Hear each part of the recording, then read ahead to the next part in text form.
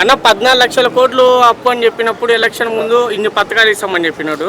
ఇప్పుడు 7 లక్షల కోట్ల అప్పులు అని తేలింది. ఇప్పుడు ఇంకా పథకాలు అందుకు అమలు చేయలే. అదే అడుగుతున్నా వాళ్ళని, వీళ్ళని క్వశ్చన్ చేస్తున్నారు కదా. అంటే సగానికి తప్పు, సగానికి తగ్గిపోయినాయి కదా అప్పులు. ఇప్పుడు జగన్ ఉన్నప్పుడు ఇంటి దగ్గరకు వస్తున్నారు, పింఛన్ ఇస్తున్నారు, రేషన్ ఇస్తున్నారు, ముస్లిం వాళ్ళకి ఇబ్బంది లేదు. పింఛను రేషన్ చూస్తున్నారు కానీ డెవలప్మెంట్ గురించి ఎవరు డెవలప్మెంట్ ఇప్పుడు ఏమైనా ఇప్పుడు మన ఇప్పుడు డెవలప్మెంట్ సరే సరే ఆగు బ్రో, ఆగురా. ఇప్పుడు ఇప్పుడు చంద్రబాబు వచ్చిండు.